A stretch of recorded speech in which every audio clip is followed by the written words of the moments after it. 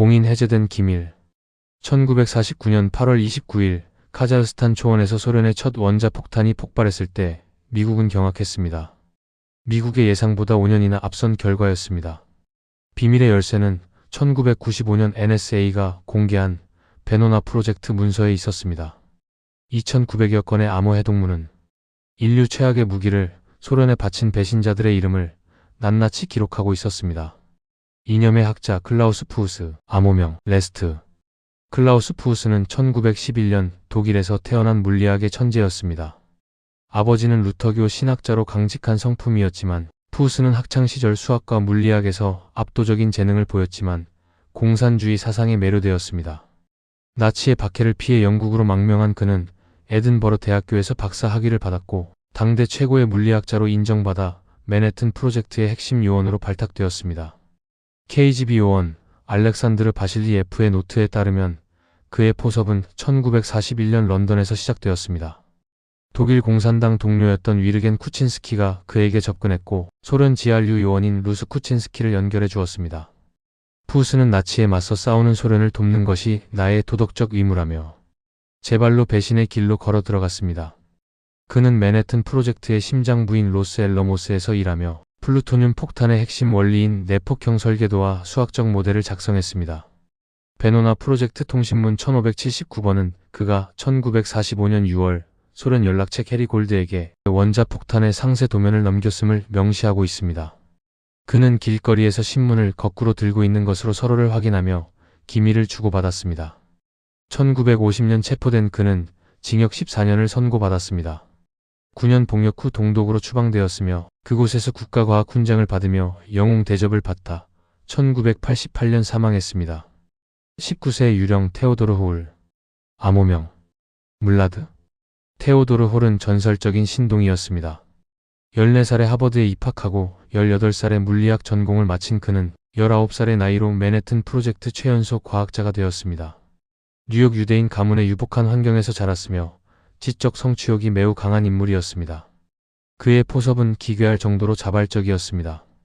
베노나 해독문 1944년 11월 12일자 기록에 따르면 그는 19세 생일을 앞두고 휴가를 나와 친구 사빌 섹스와 함께 뉴욕의 소련 영사관을 무작정 찾아갔습니다. 그는 미국이 핵을 독점하면 세계가 위험해진다며 정보를 가져가라고 제안했습니다. 소련은 처음에 그를 미 정보국의 함정 수사라고 의심할 정도였습니다. 홀은 푸우스가 넘기지 못한 내폭 장치의 폭발 타이밍 수치를 소련에 넘겼습니다. 이는 소련 과학자들이 실험 오류를 줄이는데 결정적 역할을 했습니다. KGB 내부 보고서는 그를 암호명 무라드라 부르며 가장 순수하고 강력한 정보를 제공한 요원으로 평가했습니다. FBI는 그를 강력히 의심했지만 그는 증거를 남기지 않는 치밀함을 보였습니다. 결국 기소되지 않았고 영국으로 건너가 저명한 생물 물리학자로 평생을 살았습니다. 1999년 사망 직전에서야 자신의 행동을 시인하며 인류의 평형을 위해 한 일이라고 말했습니다. 시리얼 상자의 비밀 데이비드 그린글래스. 암호명 캘리버. 그린글래스는 앞선 천재들과 달리 평범한 기술 기사였습니다. 뉴욕 가난한 이민자 가정에서 자란 그는 기계 수리에는 밝았지만 학업 성적은 평범했습니다. 그는 열렬한 공산주의자였던 매형 줄리어스 로젠버그를 존경하며 그를 맹목적으로 따랐습니다. 1951년 뉴욕 연방법원 공판 기록에 따르면 그는 1944년 매형 줄리어스로부터 공산주의 유토피아를 위해 군사 기밀이 필요하다는 제안을 받았습니다. 줄리어스는 그에게 서로를 확인하기 위한 증표로 젤로 시리얼 상자를 불규칙하게 찢어 한 조각을 주었습니다. 나중에 소련 연락책이 나머지 한 조각을 들고 오면 정보를 넘기라는 명령이었습니다. 그는 로스 앨러모스에서 근무하며 핵폭탄 점화 장치인 폭발 렌즈의 스케치를 그렸습니다. 그는 휴가 기간 중 매형의 아파트 거실에서 시리얼 상자 뒷면에 폭탄 단면도를 그려 넘겼습니다. KGB 문서 214호는 이 조잡한 그림이 소련 과학자들에게 미국의 설계 방향을 확인해주는 중요한 참고 자료가 되었다고 증언합니다. 체포된 그는 자신의 형량을 줄이기 위해 친누나인 에델 로젠버그에게 모든 죄를 뒤집어 씌우는 위증을 했습니다. 덕분에 10년형만 살고 석방되었으나 평생을 배신자라는 비난 속에서 살다 2014년 요양원에서 죽었습니다. 비운의 스파이 부부. 로젠버그 부부. 암호명 리버럴. 줄리어스 로젠버그는 전기공학 전공의 수재였고 아내 에델은 배우를 꿈꾸던 예술가적 기질의 여성이었습니다. 두 사람은 대공황 시기 가난을 겪으며 공산주의에 깊이 빠졌고 뉴욕의 공산당 활동 중 소련 정보국의 눈에 띄었습니다. 베노나 프로젝트 통신문 1340번에 따르면 줄리어스는 1942년 소련 정보원 가이크 오바키미안에 의해 정식 포섭되었습니다. 오바키미안은 줄리어스에게 당신은 단순한 당원이 아니라 소련의 기술 강국을 만들 전사라며 자부심을 자극했습니다. 이후 줄리어스는 아내 에델과 함께 자신의 아파트를 거점으로 한 스파이망의 허브가 되었습니다. 이들은 과학자들로부터 정보를 수집해 소련 영사관으로 나르는 전달책이었습니다. 줄리어스는 아파트 지하실에 비밀 암시를 꾸며 기밀 문서를 마이크로필름으로 촬영했습니다. KGB 기록에 따르면 에델은 정보를 타자기로 깔끔하게 정리하고 연락책들을 관리하는 핸들러 역할을 수행했습니다. 1953년 6월 19일 전 세계적인 구명운동에도 불구하고 이들은 전기이자에서 사용되었습니다. 처형 직전까지도 결백을 주장했지만 냉전 이후 공개된 후르쇼프의 회고록은 이들이 소련 핵 개발의 1등 공신이었음을 분명히 기록하고 있습니다. 완벽한 이방인 조지 코발, 암호명 델마. 조지 코발은 미국 아이오와주에서 태어난 미국인이었지만 부모와 함께 소련으로 이주한 특이한 이력을 가졌습니다.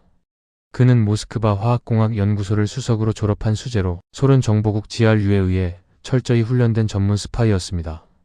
2007년 러시아 연방 대통령령 제1477호에 따르면 코발은 포섭된 것이 아니라 제조된 스파이였습니다. 그는 1940년 가짜 신분을 가지고 미국에 침투했습니다. 미국 태생이라 영어와 문화가 완벽했던 그는 미군에 자원 입대하여 오크리지 연구소에 방사능 보안 요원직을 얻어 기밀에 접근했습니다. 야구를 좋아하고 농담을 즐기는 그는 누구도 의심하지 않는 완벽한 미국 청년이었습니다. 코발은 원자폭탄 제조의 마지막 열쇠인 폴로늄 210의 생산 기밀을 빼돌렸습니다. 이는 폭탄의 폭발을 유도하는 중성자 점화기의 필수적인 정보였습니다. 러시아 국방부 공식 발표에 따르면 그의 정보가 없었다면 소련의 첫 핵실험은 실패했을 가능성이 매우 높았습니다. 수사망이 좁혀오자 그는 1948년 소련으로 극적으로 탈출했습니다. 모스크바에서 조용히 살다 2006년 사망했습니다. 사후 1년 뒤인 2007년 푸틴 대통령은 그에게 러시아 영웅 칭호를 수여하며 그가 미국에서 가져온 정보의 가치를 전 세계에 공포했습니다. 결론. 기록이 남긴 경고. 이 5사람이 넘긴 것은 단순한 데이터가 아니라 전 인류의 안전이었습니다. 누구는 신념으로, 누구는 가족의 정으로, 누구는 훈련된 임무로 조국을 팔았습니다. 베노나 프로젝트와 KGB 아카이브라는 객관적 기록들은 우리에게 증언합니다. 역사의 가장 큰 비극은 외부의 적이 아니라 가장 가까운 곳에 있던 천재들의 배신에서 시작되었다는 사실을 말입니다. 오늘 우리가 살펴본 이들의 시시콜콜한 삶의 조각들은 단순한 과거가 아닙니다. 이념이 인간의 양심을 압도할 때 벌어지는 참극의 기록입니다. 워싱턴의 유령들, 백악관을 속인 5인의 엘리트, 권력의 심장, 그 뒤의 그림자. 1940년대와 50년대 미국 워싱턴 DC는 세계의 중심이었습니다. 하지만 화려한 백악관과 국무부 건물의 폭도 너머에서는 소리 없는 전쟁이 벌어지고 있었습니다. 정보의 바다였던 이곳에는 소련 정보국이 심어놓은 유령들이 숨어 있었죠. 그들은 돈을 바란 하류간첩이 아니었습니다. 최고 학벌과 가문, 막강한 권력을 가졌던 미국의 엘리트들이었습니다. 지금부터는 베노나 프로젝트와 KGB 기밀 아카이브가 지목한 워싱턴을 뒤흔든 5인의 스파이를 추적합니다. 추락한 황태자 엘저히스, 암호명 알레스. 엘저히스는 미국 엘리트의 전형이었습니다. 존스 홉킨스 대학과 하버드 로스쿨을 졸업했고 대법원 판사의 비서를 거쳐 국무부의 고위 관료가 되었습니다. 그는 1945년 얄타 회담에서 루스벨트 대통령을 수행했고 유엔 창설 헌장을 기초한 인물 중 하나였습니다. 수려한 외모와 명석한 두뇌를 가진 그는 국무부의 황태자로 불렸습니다. 휘테커 체인버스의 1948년 청문회 증언에 따르면 히스의 포섭은 1930년대 중반 비밀 공산주의 조직인 웨어그룹을 통해 이루어졌습니다. 그는 이념적 동질감을 느꼈던 동료들을 통해 소련 정보국 NKVD에 연결되었습니다. 처음에는 단순한 정보 공유로 시작했지만 권력이 커질수록 그의 역할은 치명적으로 변했습니다. 히스는 국무부의 1급 외교 문서를 마이크로필름으로 폭사해 소련에 넘겼습니다. 결정적인 증거는 이른바 호박 문건이었습니다. 전직 간첩 휘테커 체인버스가 자신의 농장 호박 속에 숨겨두었던 히스의 타자기로 작성된 기밀 문서들이 발견된 것이죠. 또한 베노나 통신문 1822번은 알레스라는 요원이 얄타 회담 이후 모스크바를 거쳐 훈장을 받았다고 기록했는데 당시 일정과 일치하는 인물은 엘저 히스뿐이었습니다. 그러나 그는 간첩 혐의 공소시효가 지나 위증죄로 징역 5년만을 선고받았습니다. 1996년 92세로 사망할 때까지 결백을 주장했지만 사후 공개된 모든 문서는 그를 스파이로 지목하고 있습니다. 세계 경제를 설계한 배신자 해리 덱스터 화이트, 암호명 주리스트. 해리 덱스터 화이트는 미국 재무부의 실세 중의 실세였습니다. 그는 오늘날 세계 경제의 기틀인 국제통화기금 IMF와 세계은행을 설계한 브레튼 우즈 체제의 주역입니다. 하버드 대학에서 경제학 박사 학위를 받은 그는 숫자에 밝고 정책 수립 능력이 탁월했던 경제 천재였습니다. KGB 아카이브 바실리 F 노트에 따르면 화이트는 1930년대 중반 소련 정보원 나단 실버 마스터에 의해 포섭되었습니다. 그는 돈을 원하지 않았습니다. 대신 소련을 미래의 파트너로 생각하며 미국의 경제 정책을 소련에 유리하게 조정하는 것이 세계 평화에 기여한다고 믿는 자발적 조력자였습니다. 그는 미국의 대소련 차관 정책과 전시 금융 기밀을 소련에 유출했습니다. 특히 베노나 통신문 1251번은 그가 소련 정보국에 미국의 대일 정책과 독일 전후 처리 방안을 미리 보고했음을 보여줍니다. 그는 공식 문서에 담기지 않는 백악관 내부의 분위기까지 소련에 속삭였습니다. 1948년 의회 청문회에서 간첩 혐의를 부인한 지 사흘 만에 그는 갑작스러운 심장마비로 사망했습니다. 일각에서는 자살설이 제기되기도 했습니다. 스파이들의 여왕 엘리자베스 벤틀리, 암호명 미르나. 엘리자베스 벤틀리는 명문 바사 대학 출신의 지적인 여성이었습니다. 그녀는 이탈리아 유학 중 파시즘의 환멸을 느끼고 공산주의에 빠졌습니다. 그녀는 뛰어난 기억력과 조직 관리 능력을 바탕으로 워싱턴 전역에 퍼진 스파이들의 연락망을 총괄하는 거물이 되었습니다. 그녀는 소련 정보국 요원이자 자신의 연인이었던 야코프 골로스를 통해 스파이 세계에 발을 들였습니다. 1938년부터 그녀는 골로스의 오른팔로 활동하며 고위 관료들로부터 정보를 수집해 소련 대사관으로 나르는 역할을 맡았습니다. 1945년 11월 FBI 진술서에 따르면 그녀는 실버마스터망을 포함해 약 80명의 정부 관료 스파이를 관리했습니다. 그녀는 매주 워싱턴과 뉴욕을 오가며 마이크로필름을 운반했습니다. 그녀의 존재는 소련 정보국 내에서도 극비였으며 그녀가 관리한 정보원 중에는 대통령 보좌관까지 포함되어 있었습니다. 연인 골로스가 사망한 뒤 소련 정보국이 자신을 냉대하자 배신감을 느낀 그녀는 FBI에 자수했습니다. 그녀의 증언은 미국 내 간첩망을 붕괴시키는 폭탄이 되었고 그녀는 평생 숨어 지내다 1963년 암으로 사망했습니다. 지하실의 암실 나단 실버마스터, 암호명 로버트. 나단 실버마스터는 재무부와 경제전쟁위원회에서 일했던 유능한 경제학자였습니다.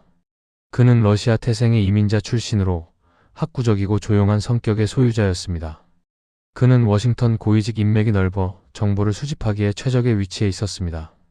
실버마스터는 1920년대부터 공산주의 사상에 깊이 빠져 있었으며 소련 정보국 NKVD에 의해 직접 포섭되었습니다. 그는 단순히 정보를 넘기는 수준을 넘어 자신의 집을 거대한 간첩 기지로 만들었습니다. 베노나 통신문 836번은 실버마스터의 활동을 생생하게 보여줍니다. 그는 자신의 집 지하실에 완벽한 현상시설과 암실을 설치했습니다. 정부 관료들이 기밀 문서를 들고 그의 집을 방문하면 그는 밤새 문서를 촬영해 마이크로필름을 만들었습니다. 이 필름은 엘리자베스 벤틀리를 통해 소련으로 전달되었습니다. 그가 만든 실버마스터망은 워싱턴에서 가장 생산적인 간첩 조직이었습니다. 벤틀리의 자수 이후 수사를 받았으나 그는 끝까지 입을 열지 않았습니다. 증거 불충분으로 기소되지는 않았지만 공직에서 쫓겨났고 1964년 사망할 때까지 침묵을 지켰습니다. 돈에 팔린 의사당 세뮤엘 딕스타인, 암호명 크루. 이 명단 중 가장 충격적인 인물은 세뮤엘 딕스타인입니다. 그는 무려 11선의 미국 현직 하원 의원이었습니다. 그는 비미국적 활동조사위원회 HUAC의 창설자로 표면적으로는 나치와 공산주의를 조사하는 척했던 인물이었습니다. KGB 아카이브 바실리 F. 노트 제2권에 따르면 딕 스타인의 동기는 이념이 아닌 철저한 돈이었습니다. 그는 1937년 소련 대사관을 찾아가 정보를 파는 대가로 거액을 요구했습니다. 소련은 현직 국회의원이 정보를 주겠다는 제안에 경악하면서도 그를 포섭했습니다. 그는 매달 1250달러, 현재 가치 약 3만 달러를 받고 동료 의원들의 뒷조사 자료와 정부 기밀 보고서를 넘겼습니다. 하지만 소련 정보국은 그에게 사기꾼이라는 암호명을 붙였습니다. 그가 넘겨주는 정보의 질에 비해 너무 많은 돈을 요구했기 때문입니다. KGB 내부 평가서에는 딕 스타인은 매우 탐욕스럽고 신뢰할 수 없는 인물이라고 적혀 있습니다. 그는 평생 정체가 밝혀지지 않은 채 뉴욕주 대법원 판사까지 지내며 명예롭게 은퇴했습니다. 그의 배신은 1990년대 KGB 문서가 해제되어서야 세상에 알려졌습니다. 엘리트주의의 그늘. 워싱턴의 유령들은 하층민이 아니었습니다. 그들은 미국의 시스템을 가장 잘 알고 그 시스템의 혜택을 가장 많이 받은 엘리트들이었습니다. 누구는 뒤틀린 정의감으로, 누구는 개인적인 사랑으로, 또 누구는 비열한 탐욕으로 조국을 배신했습니다. 베노나 프로젝트가 해독한 붉은 암호들은 우리에게 말해줍니다. 권력에 가장 기입숙한 곳이야말로 가장 취약한 곳일 수 있다는 사실을 말입니다. 이들이 넘긴 외교 기밀과 경제 정책은 냉전의 향방을 소련에 유리하게 뒤틀어 놓았습니다. 오늘 우리가 살펴본 이들의 배신은 단순한 과거사가 아닙니다. 국가의 신뢰를 먹고 자란 괴물들이 어떻게 민주주의를 위협할 수 있는지 보여주는 잔혹한 기록입니다. 다음 시간에는 CIA와 FBI, 방패를 뚫고 적의 칼이 되었던 내부의 배신자들 이야기로 돌아오겠습니다. 시청해주셔서 감사합니다.